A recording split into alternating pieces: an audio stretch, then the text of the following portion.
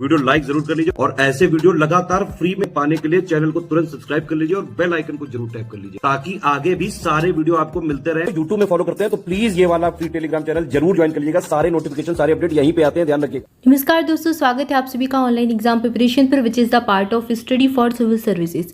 दोस्तों UP SSSC video के exam के लिए हम कंप्यूटर देख रहे हैं। लास्ट वीडियो में हमने देखा था कंप्यूटर के सॉफ्टवेयर, जिसमें हमने ऑपरेटिंग सिस्टम चालू किया था। ऑपरेटिंग सिस्टम में हमने सारे ऑपरेटिंग सिस्टम को एक एक करके पढ़ा था। लिनक्स के बारे में पढ़ा था हमने और बाकी के OS जितने भी हैं सबको हमने देखा और उनकी क्वालिटीज़ देखी। उसके बाद फिर हमने डॉस के बारे में पढ़ा, डिस्क ऑपरेटिंग सिस्टम डॉस जिसका यूज़ किया जाता है। ठीक है, तो इसके बारे में देखा और उसकी कमांड्स को देखा था कि कुछ कैसी कमांड्स डॉस में दी जाती हैं। इसके बाद फिर हमने स्टार्ट किया था वर्चुअल मेमोरी, इसके बारे में पढ़ा। अब नेक्स्ट हमारा जो टॉपिक है वो है लैंग्वेज, हाई लेवल लैंग्वेज जो कंप्यूटर में यूज़ की जाती है, जैसे C++, इसके बारे में पढ़ना है। तो चलिए स्टार्ट करते हैं। उच्च स्तरीय भाषा को मशीनी भाषा में रूपांतरण को कंप्यूटर की भाषा में कंपाइलर कहते हैं। जो हाई लेवल लैंग्वेज होती है उसको जब मशीनी लैंग्वेज में चेंज कर देते हैं तो ये जो चेंज करने का जो होता है कंप्यूटर की भाषा में जो चेंज कर देता है उसको कहा जाता है कंपाइलर। कंपाइलर एक प्रकार का ट्रांसलेटर प्रोग्राम है जो कि सामान्यतः हाई लेवल लैंग्वेज को चेंज करके उनको एग्जीक्यूट क्रियान्वित हो सकने वाले ऑब्जेक्ट कोड में अनुवादित कर देता है, अर्थात ट्रांसलेट कर देता है। तो कंपाइलर को आप समझ सकते हैं एक प्रकार का ट्रांसलेटर है जो कि हाई लेवल लैंग्वेज को कंप्यूटर की भाषा में, यानी कि कंप्यूटर की भाषा क्या है 0 और 1 के फॉर्म में, ठीक है, कंप्यूटर 0 और 1 की भाषा को ही समझता है, तो इस फॉर्म में कंप्यूटर को चेंज कर देता है, ठीक है, ट्रांसलेट कर देता है। कंपाइलर प्रोग्राम का इनपुट एक हाई लेवल लैंग्वेज भाषा में लिखा गया प्रोग्राम कोड होता है जो कि अनेक अक्षरों शब्दों की श्रेणी के रूप में होता है। ठीक है, तो ये एक प्रकार की जो हाई लेवल लैंग्वेज है, जैसे C है, C++ है, जावा है, पाइथन, इनमें इसकी कोडिंग की जाती है। प्रोग्राम की कंपाइलर की जो प्रोग्राम है उसकी कोडिंग इसी लैंग्वेज में की जाती है और फिर ये चेंज कर देता है इन लैंग्वेजेस को कंप्यूटर की भाषा में जो कंप्यूटर समझे। क्लियर है? कंपाइलर और ट्रांसलेटर एक तरह के सॉफ्टवेयर होते हैं जो हाई लेवल लैंग्वेज में लिखे प्रोग्राम को मशीन भाषा में ट्रांसलेट कर देते हैं। इन्हें ट्रांसलेटर भी कहा जाता है। कंपाइलर ऐसा प्रोग्राम है जो पूरा स्रोत प्रोग्राम एक बार में ही ग्रहण करता है और पूरे प्रोग्राम को एक बार में ही मशीन भाषा में रूपांतरित कर ऑब्जेक्ट कोड देता है। जैसे कि कंपाइलर क्या करेगा, पूरे प्रोग्राम को, आपने जितना भी आपको प्रोग्राम दिया, जितना भी स्रोत दिया, जैसे एक पैराग्राफ दिया, तो पूरे को पढ़कर पूरे को वो करके एक साथ मशीन भाषा में चेंज कर देगा, एक साथ जो मशीन लैंग्वेज है उसमें वो चेंज कर देगा। ठीक है, लेकिन ट्रांसलेटर क्या करेगा, यही प्रक्रिया जिसके अंतर्गत किसी एक भाषा को दूसरी भाषा में ट्रांसलेट किया जाता है। कंप्यूटर में ट्रांसलेट एक ऐसे प्रोग्राम को कहा जाता है जो कि एक प्रोग्रामिंग भाषा में लिखा गया कोड इनपुट लेता है। ठीक है, तो ये तो वही चीज़ हो गई कि इसमें प्रोग्रामिंग भाषा जो रहती है, इनपुट इसका क्या होता है, एक लैंग्वेज में ही होता है, एक प्रोग्रामिंग भाषा में ही होता है, उसे प्रोसेस करता है और आउटपुट में किसी अन्य भाषा में इनपुट कोड के सापेक्ष कोड देता है। अब जैसे कि यहाँ पर सोर्स कोड और ट्रांसलेटर और ऑब्जेक्ट कोड, तो ये इसी प्रोसेस को समझाया गया है। सोर्स कोड जैसे कि प्रोग्रामिंग भाषा, जो आपने जिस भाषा में प्रोग्राम लिखा है, ट्रांसलेट क्या करेगा, ट्रांसलेटर करके उसको ऑब्जेक्ट कोड में चेंज कर देगा। इसके बाद कंपाइलर सिस्टम सॉफ्टवेयर है जो हाई लेवल लैंग्वेज को मशीन लैंग्वेज में अनुवादित करके सभी प्रकार के एरर, रेंज, लिमिट की जांच ये सब करता है और एक बार में एग्जीक्यूशन के लिए भेजता है। जबकि spreadsheet, word processor, database program ये सभी एप्लीकेशन सॉफ्टवेयर हैं। तो यहाँ पर आपको बताया गया है कि कौन से जो है ट्रांसलेटर सॉफ्टवेयर है, कौन से एप्लीकेशन सॉफ्टवेयर हैं। तो कंपाइलर एक प्रकार का सिस्टम सॉफ्टवेयर है और ये एप्लीकेशन सॉफ्टवेयर है जो एप्लीकेशन आपको एप्लीकेट करके देते हैं सारी चीज़ें। सिस्टम सॉफ्टवेयर मतलब जो आपके सिस्टम में लगे होते हैं और आपके काम में आते हैं, आपके कंप्यूटर के सिस्टम के पार्ट होते हैं, प्रोसेसिंग के पार्ट होते हैं, उनको सिस्टम सॉफ्टवेयर कहेंगे। तो कंपाइलर एक प्रकार का सिस्टम सॉफ्टवेयर है। बाकी आप जो चीज़ें यूज़ करते हैं, जैसे कि आप स्प्रेडशीट यूज़ करते हैं, वर्ड प्रोसेसर यूज़ करते हैं, डेटाबेस यूज़ करते हैं, ये सब एप्लीकेशन सॉफ्टवेयर है। तो यहाँ पर ये एक एक्स्ट्रा फैक्ट दे दिया। ठीक है, इसके बाद अगला दिया गया कंपाइलर प्रोग्राम किसी एक कंप्यूटर प्रोग्रामिंग भाषा में लिखे गए प्रोग्राम को किसी अन्य भाषा में बदलने का काम करता है। उच्च स्तरीय कंप्यूटर भाषाएं जैसे कि जावा में लिखे प्रोग्राम को सोर्स कोड कहा जाता है। ठीक है, अब यहाँ पर आप इससे समझ सकते हैं सोर्स कोड क्या है।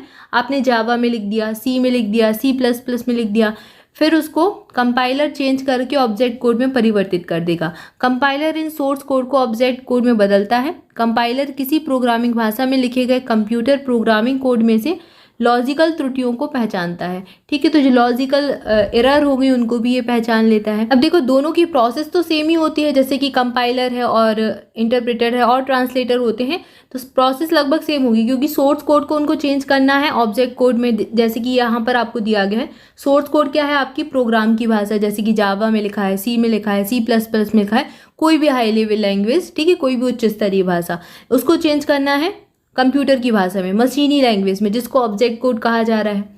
तो ट्रांसलेटर में चाहे आपका वो कंपाइलर हो चाहे इंटरप्रेटर हो, वो काम सेम ही करेगा, लेकिन अब दोनों में डिफरेंस होता है एक। ठीक है, आगे भी इंटरप्रेटर पढ़ेंगे तो उसमें आप समझ पाएंगे कि डिफरेंस क्या है। कंपाइलर क्या करता है कि पूरा जो प्रोग्राम है, पूरा पैराग्राफ जैसे आपने उसको दिया चेंज करने के लिए, तो वो एक बार में चेंज कर देगा। लेकिन जो इंटरप्रेटर होगा वो क्या करेगा, एक एक लाइन को चेंज करेगा, एक एक पंक्ति को चेंज करता है। ये दोनों में डिफरेंस होता है। तो ठीक है, दोनों ही ट्रांसलेटर है, ट्रांसलेट करने का काम कंपाइलर भी कर रहा है और इंटरप्रेटर भी कर रहा है, लेकिन बस दोनों में थोड़ा सा डिफरेंस होता है। इसको आप समझिए, इसको याद भी रखना है, क्योंकि डिफरेंस कभी शायद पूछ ले एग्जाम में। तो अभी हमने यहाँ तक देखा कि ये क्या करेगा, आपके लॉजिकल त्रुटियों को भी पहचान सकता है कंपाइलर, ठीक है, कंप्यूटर प्रोग्रामिंग कोड में से। इसके बाद दिया गया इंटरप्रेटर, ठीक है, ये भी एक ट्रांसलेटर होता है जो हाई लेवल लैंग्वेज को, हाई लेवल भाषा को मशीनी भाषा में चेंज करेगा। यह प्रोग्रामिंग भाषा में लिखे गए कोड की एक एक पंक्ति इनपुट लेता है और फिर उसमें बताए गए निर्देशों के साथ साथ क्रियान्वित करता जाता है, एक एक करके मतलब उसको चेंज करता जाएगा। अब यहाँ पर अगला दिया गया है स्पीच रिकॉग्निशन के बारे में। Speech recognition software voice data को शब्दों में इंटरप्रेट कर कंप्यूटर में समझा सकता है, कंप्यूटर समझ सकता है। तो स्पीच रिकॉग्निशन सॉफ्टवेयर क्या काम करता है, वॉइस जो डेटा होता है, जो आप वॉइस में देते हैं, आप बोलकर जो कहते हैं, उसको शब्दों में इंटरप्रेट कर सकता है, जिसे कंप्यूटर को समझ सकता है, जिसे कंप्यूटर समझ लेता है। कंपाइलर हाई लेवल प्रोग्राम को मशीन लैंग्वेज में प्रोग्राम में ट्रांसलेट करता है, उसे सोर्स कोड कहते हैं। कंपाइलर पूरा सोर्स कोड एक बार में ही ग्रहण करता है और पूरे प्रोग्राम को एक बार में ही मशीनी भाषा में चेंज करके ऑब्जेक्ट कोड देता है। फिर पूरा प्रोग्राम एक बार में ही क्रियान्वित हो जाता है, एग्जीक्यूट हो जाता है। सोर्स प्रोग्राम एक उच्च स्तरीय भाषा में लिखा हुआ प्रोग्राम होता है और इसका मशीन भाषा में रूपांतरण किया जाता है। उच्च स्तरीय जो भाषा है उसमें तैयार प्रोग्राम को लैंग्वेज ट्रांसलेटर सॉफ्टवेयर के द्वारा मशीनी लैंग्वेज में चेंज किया जाता है और ये चेंज करके किसी भी कंप्यूटर पर इसको चलाया जा सकता है, मतलब सोर्स प्रोग्राम को किसी भी कंप्यूटर पर फिर चला सकते हैं। उच्च स्तरीय भाषा में तैयार किया गया प्रोग्राम जो है, हाई लेवल लैंग्वेज में जो हम प्रोग्राम को तैयार करते हैं, उसको सोर्स प्रोग्राम या फिर सोर्स कोड कहा जाता है। तो ये यहाँ पर आपको एक्सप्लेन कर दिया, जो पहले आपको बता चुके हैं। फिर आगे दिया गया computer program high level programming language में लिखे जाते हैं, ठीक है, ये तो आप पहले ही समझ चुके हैं, जिसको सोर्स कोड कहते हैं। एप्लीकेशन सॉफ्टवेयर ऐसे कार्यों को कंप्यूटर द्वारा संपादित करने की सुविधा प्रदान करता है जिसका संबंध किसी क्षेत्र, संस्थान, कार्य, व्यक्ति विशेष से होता है। इसमें प्रत्येक क्षेत्र, संस्थान संबंधी कार्य के लिए अलग अलग एप्लीकेशन सॉफ्टवेयर होते हैं। इसके बाद डेटाबेस के बारे में दिया गया है। डेटाबेस प्रबंधन प्रणाली DMBS फुल फॉर्म याद रखें, एक प्रकार का सॉफ्टवेयर है जो डेटा के मैनेजमेंट और उसके अच्छे से काम, दक्षतापूर्ण उपयोग के लिए निर्मित किया गया है। मतलब उसका जितना भी ज़्यादा हो सके उसका अच्छे से काम लिया जा सके, तो उसके लिए डेटाबेस प्रबंधन प्रणाली यानी कि डेटाबेस मैनेजमेंट सिस्टम बनाया गया है। इसका उद्देश्य है डेटा विश्लेषण करना, ठीक है, डेटा का एनालिसिस करना, उसको बनाना, क्वेरी जो आपकी होती है उनको सॉल्व करना, डेटाबेस के प्रशासन की अनुमति और डेटा प्राप्त करने के लिए किया गया है। एक डेटाबेस विभिन्न DBMS के आमतौर पर पोर्टेबल नहीं होता, लेकिन विभिन्न डेटाबेस प्रबंधन तंत्र में से एक से अधिक डेटाबेस के साथ काम करने के लिए XQL, ODBC और JDBC जैसे मानकों का उपयोग कर सकते हैं, ठीक है। तो एक से ज़्यादा डेटाबेस के साथ काम करने के लिए इन सारी मानकों का यूज़ किया जाता है। Oracle, Sybase, MySQL, CSQL और फायरवर्ड, माइक्रोसॉफ्ट एक्सेस, SAP, ये सब डेटाबेस प्रबंधन प्रणाली ही हैं। आप माइक्रोसॉफ्ट एक्सेस का यूज़ किया होगा, ठीक है, साइबेस है, MySQL है, ये सब क्या हैं, डेटाबेस मैनेजमेंट सिस्टम ही है एक प्रकार के। इसके बाद आगे दिया गया है तालिका की पंक्ति रिकॉर्ड कहलाती है। ये अलग से फैक्ट दिया गया है, लेकिन आपको याद रखना है, एग्जाम में पूछा गया प्रश्न है कि जो तालिका जो टेबल होती है उसकी जो रो होती है उसको क्या कहते हैं, उसकी पंक्ति को रिकॉर्ड कहा जाता है। रिलेशन डेटाबेस के संदर्भ में रॉ सिंगल आइटम का प्रतिनिधित्व करता है। जो रिलेशनल डेटाबेस होता है उसमें रो को क्या कहते हैं, एक सिंगल आइटम कहा जाता है। रो एक सिंगल आइटम हो जाएगा, मतलब एक सिंगल पंक्ति को ही रो कहा जाता है। कुल मिलाकर बात ये है। अगला दिया गया है, किसी भी डेटाबेस टेबल में प्रत्येक रिकॉर्ड को विशिष्ट रूप से पहचानने का कार्य करने वाले स्तंभ को प्राइमरी की या फिर प्राथमिक कुंजी कहा जाता है। इसकी वैल्यू डेटाबेस टेबल में उपलब्ध हर रिकॉर्ड के लिए अलग अलग होती है। तो जो प्राइमरी की है या फिर प्राइमरी कुंजी जिसको कह देंगे हिंदी में, की ही याद रखें आप, वो ज़्यादा आसान है और एग्जाम में भी यही पूछा जाएगा। तो प्राइमरी की जो है इसकी वैल्यू है वो डेटाबेस टेबल में उपलब्ध हर रिकॉर्ड के लिए अलग अलग रहेगी। ठीक है, और प्राइमरी की किसे कहा जाता है, जो डेटाबेस टेबल होती है, जो डेटाबेस की टेबल रहेगी, ठीक है, उसमें प्रत्येक रिकॉर्ड को विशिष्ट रूप से पहचानने का कार्य करने वाला जो स्तंभ होता है उसको प्राइमरी की कहा जाता है, जो हर एक विशिष्ट रूप से पहचानने का काम करे प्रत्येक रिकॉर्ड को। रिकॉर्ड क्या है, तालिका की पंक्ति। ठीक है, तो तालिका की हर पंक्ति को जो पहचाने उसको कुल मिलाकर कहेंगे प्राथमिक कुंजी या फिर प्राइमरी की। क्लियर है। इसको हम एमसीक्यू के आधार पर भी, ये जो टॉपिक है इनको सबको एमसीक्यू के आधार पर हम सॉल्व करेंगे, तो आपसे जो प्रश्न एग्जाम में पूछे जाते हैं वो आपके कवर हो जाएंगे। तो बिल्कुल भी कंफ्यूज होने की ज़रूरत नहीं है, घबराने की ज़रूरत नहीं है कि ये कैसे, मतलब इतना सारा कुछ मिक्स हो गया। ये तो अभी हम पूरा एक ओवरऑल पढ़ रहे हैं कि आप किसी के एग्ज़ाम में क्या क्या चीज़ें पूछी जाती हैं, क्या कंटेंट है आपको जो याद रखना है, वो अभी हम एक बार पढ़ लेंगे। उसके बाद फिर हम एमसीक्यू भी लगाएंगे, प्रैक्टिस क्वेश्चंस भी लगाएंगे, उससे आपकी प्रैक्टिस हो जाएगी। तो आपसे प्रश्न कैसे सॉल्व करना है ये भी बन जाएगा और कैसे प्रश्न पूछे जाते हैं ये भी क्लियर हो जाएगा। ठीक है, तो यहाँ पर अभी हमने ये देखा कि जो तालिका होती है और फिर डेटाबेस टेबल होती है उसमें क्या क्या चीज़ें होती हैं।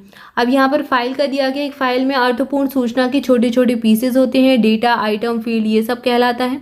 डेटाबेस में फील्ड जानकारी की श्रेणी होती है, यह संबंधित रिकॉर्डों का समूह है। नाम, स्थान, शहर, राज्य, पिन कोड, ये सभी फील्ड्स हैं जिन्हें अल्फा न्यूमेरिकल कैरेक्टर में एक ग्रुप से बनाया जाता है। तो ये फील्ड्स कहलाती हैं। जो अलग अलग चीज़ें हैं ना, जैसे नाम लिख दिया किसी का टेबल में, स्थान है, शहर है, इनको फील्ड्स कहा जाता है। अपने आप में ये फील्ड कहलाती हैं।